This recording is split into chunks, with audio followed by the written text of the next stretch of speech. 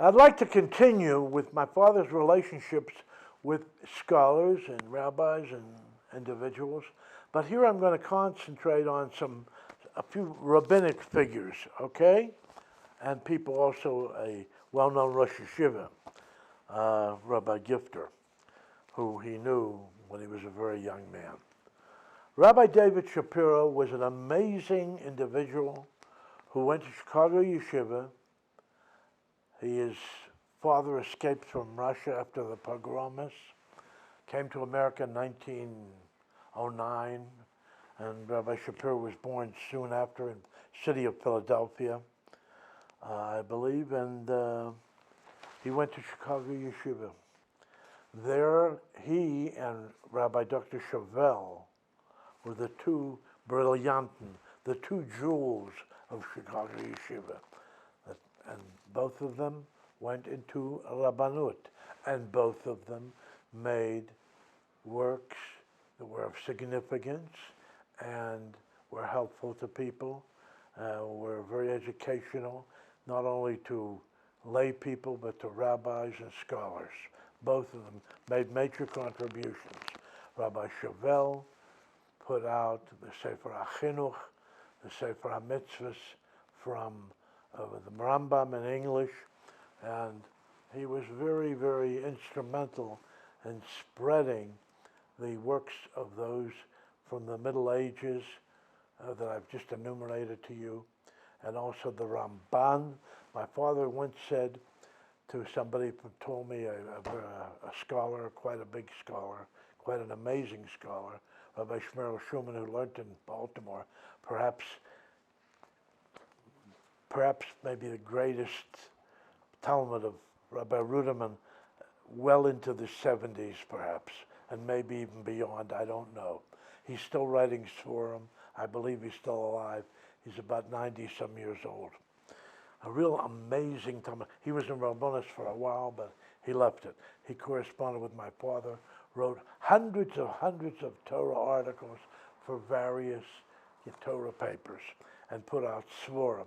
I recall my father smiling when we received a sefer from Rabbi Shmuel Shulman, and he said, Shmuel should just sit and write Svarim. He should be free to do that. You know, he was a stockbroker for a while, but he managed. I would go in to see him in his stockbrokerage office once in a while in New York when I lived on the East Coast, and people would be calling him up for shilas, and and Shmuel, in his, boisterous, joking manner, was saying, "Why are you calling me? You can call Reb Moshe. This is an easy thing. He'll tell you right off the bat. You don't need my papulim." Anyway, he was quite a Talmud Chacham, and he has a son in Israel today, a major Talmud Chacham here, who writes Torah articles. A very, very fine person. And anyway, Rabbi David Shapiro was my father-in-law. My father spoke of him with great respect and, genuine, how should we say, affection.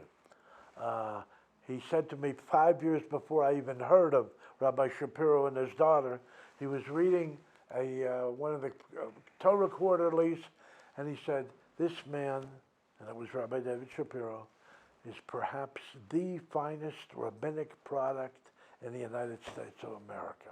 He had an exceptionally high opinion of him. He had visited with my father when he was a rabbi in Erie, PA, and he had come down and he used to speak with him, and he would, I guess they had a lot to talk about. And I guess my father-in-law knew, that this was a person you could use to a degree as a mentor of what to do in Rabbanut with the American Jewry, okay? And he used to be there. In fact, he visited with my father in 1940. That was about in the summer, and that was about 6 months before, 5 or 6 months before my wife was born into the family of Rabbi Dr. Shapiro. Rabbi Dr. Shapiro was also the father of the older daughter, Ayelet is her name, and she lives in Israel today with 4 children and One of them has now been promoted to a major general, but he learns too, spends his time doing some very good things, unbelievably good deeds for people who have been injured. It's impossible to describe how much he's moiser of himself to help someone who was injured in a Torah attack. And a terrorist attack, excuse me. It was an attack on the Torah for sure. The husband of this person was killed, and she lost an eye. But hopefully, he's presently in New York, or just came back, trying to get some operations done on her to restore certain facilities. But he wrote hundreds and hundreds of articles, Rabbi Shapiro, and my wife told me in the last year during her illness, she asked her father, I may have mentioned this previously, who is this Rabbi Leiter from Pittsburgh, the father of the young man I'm going out with? And he said, he's a gadol. And she asked, and what?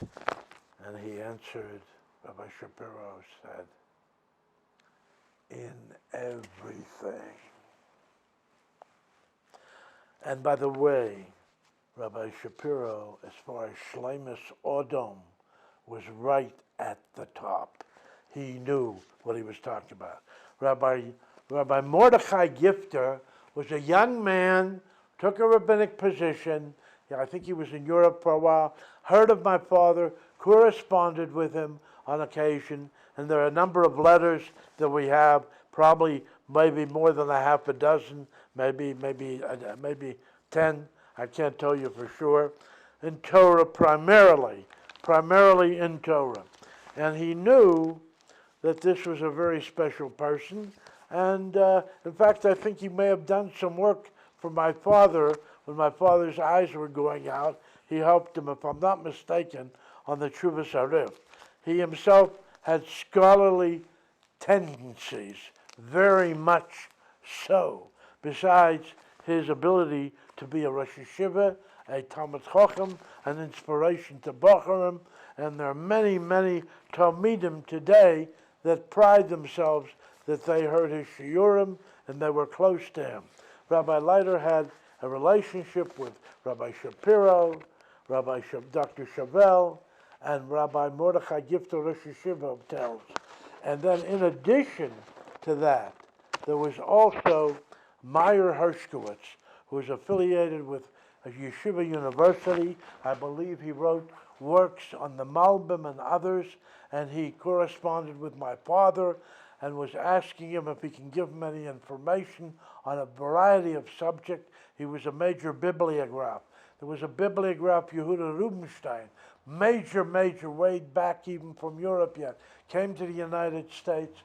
He would come to my father, in other words, via correspondence, and they would hear, he would ask my father certain issues because he knew my father's knowledge of who was who and who was related to who, yet from the time he was a child, from his mother, who was a Belzer, Belzer Chassid's daughter, who was a Dayan, and she knew all of the Yichus, everybody and how they were related.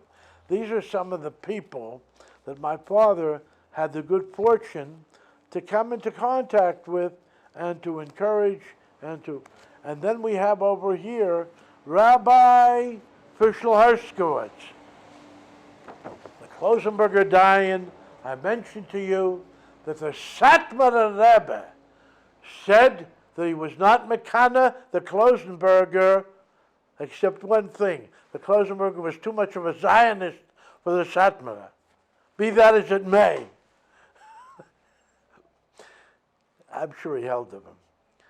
The Klosenberger was praised by the Rabbi of Montreal, Hirschsprung, at the Hesped in New York after his Ptira, the Ptira of the Klosenberger. He praised him to the skies and indicated when he was a young man, about 20, that Meir Ark, the Goyen Hador, one of the three Goyen Hador after the Marsham, praised him as a good already at the age of 20. So the Dayan that we spoke of before, Fischl Hershkowitz, who the Satmar has said he was only Mekana, the Klosenberger, that he had such a dayan, writes a very beautiful askom on some of the things we hope to print instead of hope to print. You understand? He's Boki b'chol mechmanei ha'toyre b'rishonim v'acharonim hamor hagodol, the great light lemamshelas ha'toyre halavzev Leiter. And he's noidim and meforsim Geidel geoinoi shal alav goin agodel, Boki b'chol mechmanei ha'toyre b'rishonim achronim hamor hagodel. What more can you say? He was a big chosser of my father's material, very big, and a wonderful gentleman, and a Tyler Yid, and he passed away just about 2 years ago. He was in his middle 90s, and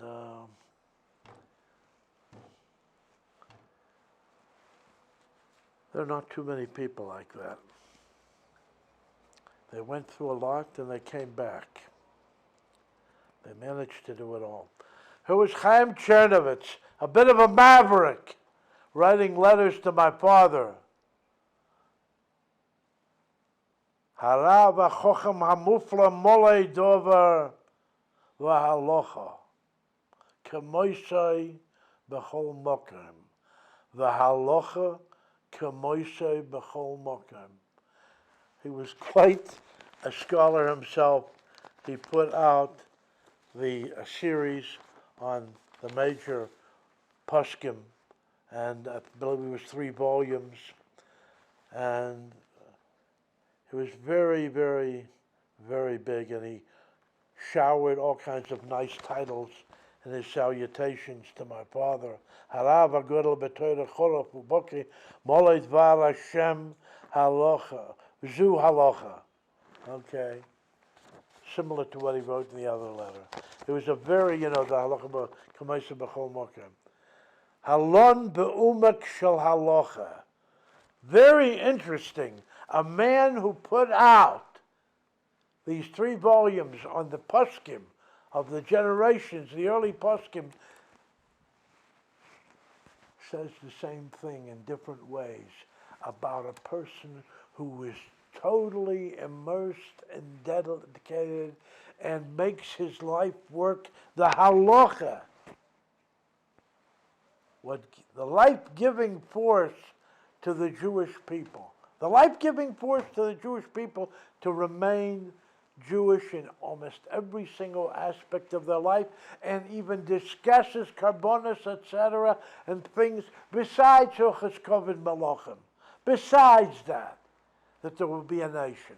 But the implication from all of the multitude of books in the Yad HaChazaka, which is the Sefer Halacha, there, how could that be without a state, without a Beis HaMikdash, without a future nation, the nationhood of the Am Yisrael?